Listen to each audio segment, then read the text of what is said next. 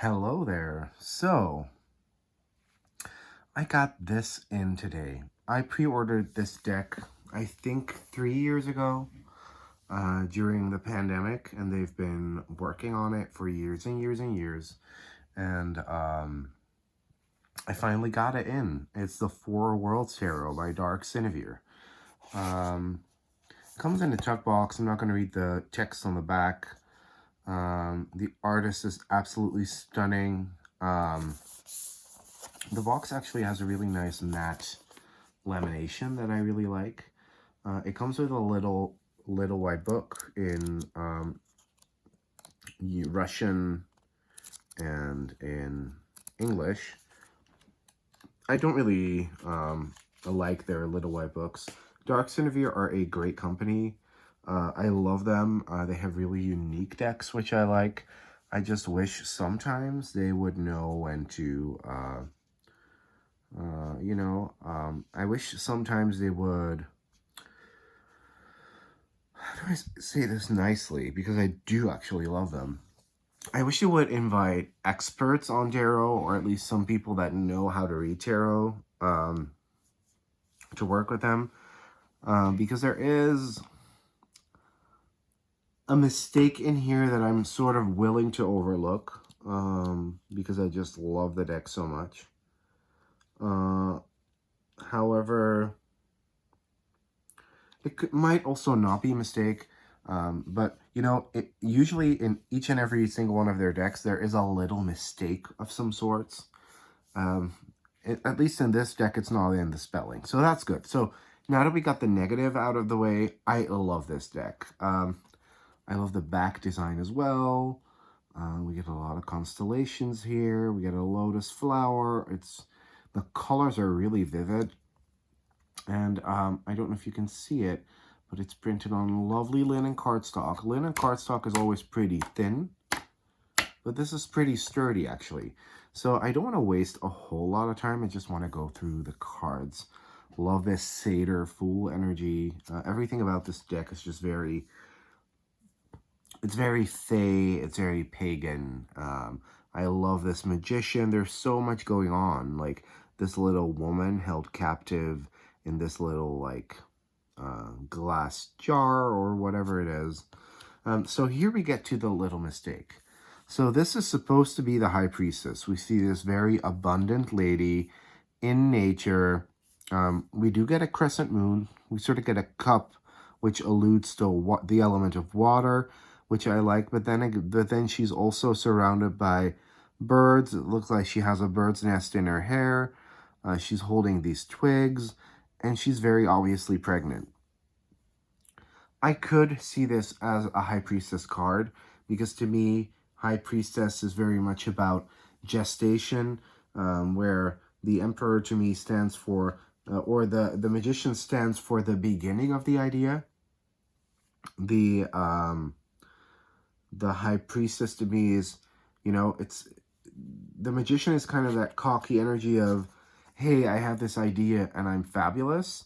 The High Priestess is more, okay, tone it down a little. You are fabulous. However, this idea still needs to gestate. So I do love this. We also get a pregnant High Priestess in the first edition of the Marielle Tarot. So I could read it as High Priestess just fine. However, when we get to the Empress, we see this very High Priestess-like woman holding this book, also this crescent moon, also this illusion of water down here. So I feel like, honestly, if you look at the illustrations, like these two have gotten mixed up. Does it matter a lot? No, not necessarily, because, I know how to read tarot. I can still read it as is. And they could both, this could be a High Priestess as well as an Empress. There's no way that this is the Empress. So now that we got that out of the way, the rest of the deck is perfect, stunning, and amazing, and I love it. So we got the Emperor, which is really, really cool as well.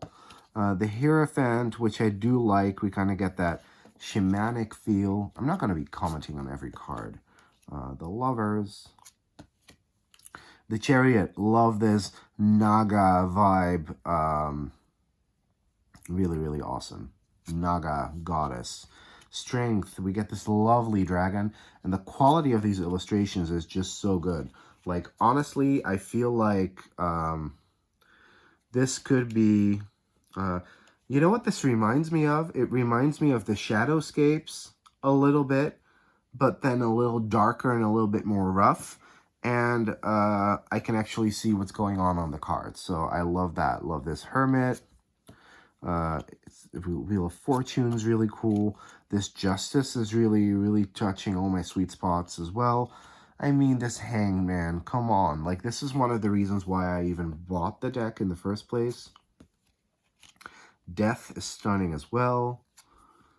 Temperance, like, this artist, the Dark Cineveer themselves, not so much. Although I do love them as a company, and they've always been... I mean, I've always bought every deck I got from them, so I didn't get any freebies. I know a lot of tarot hashtag influencers on the YouTubes got loads of freebies by them back in the day. Not for me. I always bought everything, and whenever something didn't show up, or I would message them, and I've always gotten every deck I ever ordered from them. So that's great. And I didn't pay a lot for this either. This tower, like, it's all very... It's, like I said, a messier, darker Shadowscapes. Very fey. Adore this moon. I mean, come on. Like, apart from that little mistake, which I can, like... I'm willing to gloss over that little mistake, because these cards are just amazing. It's just stunning. It's stunning. It's amazing. I wish I could create art like this, honestly. That's how good it is. And looking at the art, I can also tell why it took so long. So we get 2 bonus cards, Demiurge and Light. Are they explained in the little white book? Let me see. Usually they aren't. Not here. Maybe after the Major Arcana. No. They never do that. They always kind of put it in there, I think more as a bonus. I usually don't use them in the deck. Now we move on to the Suit of Pentacles, which is really cool, dark. Sometimes you kind of have to see what's happening, what's going on. I adore this 3 of Pentacles. Really, really cool. And this 4 as well. So we get these dragons, and they're holding on to these coins. The coins are almost shackled. The coins are chained to their mouths. So, you know, nobody's grabbing their coins. I love that. So, symbolism-wise, this is probably the most sense-making, most sensible Dark Cineveer deck I've seen so far. I love this image as well. Like, it's really, really cool. Yeah, this 9 of Pentacles just fascinates me, because I can't really see their face that well either. So it's very cool, very messy. 10 of Pentacles, stunning. The core, oh, and then we have the 5 of Pentacles. I already played with the decks, so I had to resort it. Excuse me. So there you have the 5 of Pentacles. So it's all very Rider-Waite-esque, but with this Shadowscapian dark elven twist. You know, and I really, really like it. I'm going to put that 5 back in its place, because I am a little autistic like that. I want it to be in order completely. The Page, the Knight, the Queen, and the King. Stunning. The Ace of Cups. So now we head into this more water spirit. This 2 of Cups is it. This mermaid realm, which is really well illustrated, really well. This 5 of Cups I adore, where we're kind of trying to hold on to something that wants to drift away, make space for grief. 6 of Cups, 7 of Cups, 8 of Cups, stunning, 9 of Cups, and the 10 of Cups, which is really cute. Aww. Then we have the Page. I adore the way these mermaids were illustrated. We get the queen. Hey, where's the knight? Must have misplaced that one as well. So we get the queen anyways, which looks really, really cool. Then we get the knight. And then we get one of my favorite cards, another one that made me want this deck. This king. This sort of... So, King of Pentacles is heir of water, right? So I love that he has wings. I don't know, it just makes total sense to me. And then we have the Ace of Wands, which is also a stunning card. Like, the art is so good. And this is actually, like, as affordable. Well, the thing with the Dark Sinevere is sometimes their decks are priced a bit higher, but they have sales very often. And I think I paid about 25 bucks for this with free shipping, which is not a bad deal at all. Then we get the Two of Wands, the Three of Wands, the Four of Wands, which I find really interesting because we're going to get this crone-esque figure. It's almost like, to me, very often, Four of Wands reads as coming home to where you truly belong. Almost like coming home to grandma a little bit. Five of Wands. Love that playful energy in that card. The Seven of Wands. Oh, so I also skipped the Six of Wands. This Seven of Wands is another card that made me want to get the deck. Eight of Wands. I'm going to keep these separate for a bit. Love this swift energy being portrayed here. Here we have the Six of Wands. Very classical, actually. So we got the 6, the 7, and the 8. The 9 of Wands. And the 10 of Wands. So, look, like, what I love about this, like, I thought that Six of Wands was a bit too undernose, Rider-Waite-esque for me. This is sort of that different interpretation where, you know, we all lay our wands down. We're done. We're there. It's also almost looks like they've been petrified as well. Like, all the 10s from each suit. I think the 9s are like the most perfect state of being usually, and the 10s are just a little too much of a good thing sometimes. So I love how that's conveyed here. This page, oh, like I said, it's very Shadowscapian. This Knight as well, another one that I saw early on that made me go click purchase.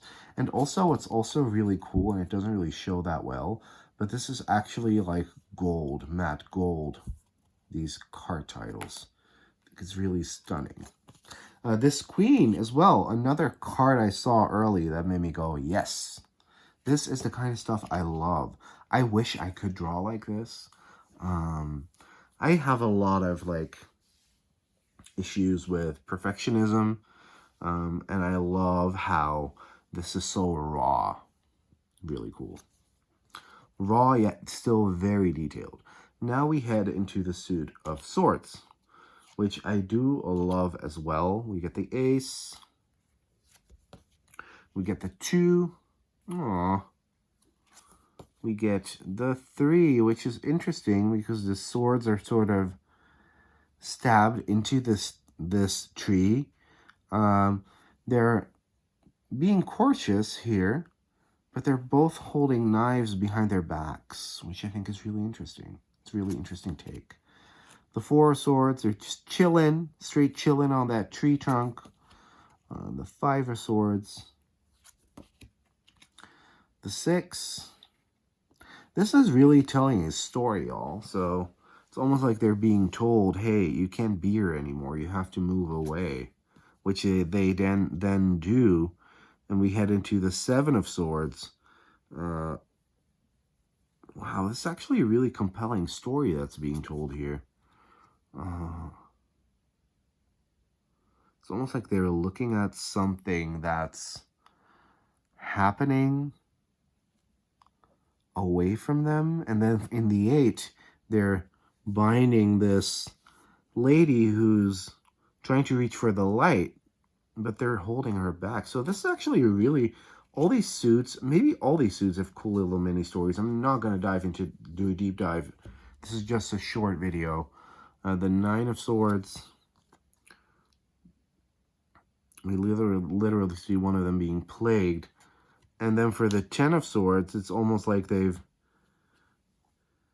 It's almost like they've buried that flower. Oh man, there's a lot going on. She's really telling a story that has to do a lot with this. It's like they're, oh yeah, oh man, maybe this is going to take a little bit longer. I promise you I'm not going to be doing this for all the suits, but, so, oh man, this is actually a really good storytelling tool, this deck. So we start with this Ace of Swords, which is an Ace of Swords, and we see all these red flowers, right? They're everywhere. They're constantly surrounded by them, and they're kind of enjoying it a lot. But then we kind of see the corruption starting to happen here, where they are holding those knives, but they are holding this flower. Like, they're in love with it, and they're still, like, surrounded by all these gorgeous flowers, very tranquil. Then they start looking a bit like more mean-spirited, and it's almost as if they're summoned to go away and leave their flower kingdom. So they, they get to take just one with them, and they leave, and they start, like, performing mischief. And then, that actually causes them, like, intense sorrow and pain. And they decide that they have to, like, literally hold a funeral for their flower kingdom because it's all gone now. I think that's stunning. And then we get the page. Ooh, I do love that. Who's playing with one of the little flower fairies. And the knight. We have another little flower fairy here. And the queen is almost like the flower fairy mother. And then the king was very obviously the flower fairy father. This is another image that I saw at the start when they started unveiling this deck, and I just love it. Love it, love it, love it, and I hope you guys loved it too. This has been Levi with the Four Worlds Tarot by Dark Cinevere. They're a Ukrainian company. They got a lot of shit online for not, like, properly fulfilling their orders. They were just overwhelmed. They're a very small company. Please support them. Like, that country is in war, and even that, then they, like, managed to ship this to me when I went into their Instagram DMs to ask them, hey, did you, like, ever get a chance to ship it to me? And they were like, can you show me your Etsy order? And I was like, sure. And they were like, we're shipping it to you right now. I love it. Thank you very much for watching, and bye-bye.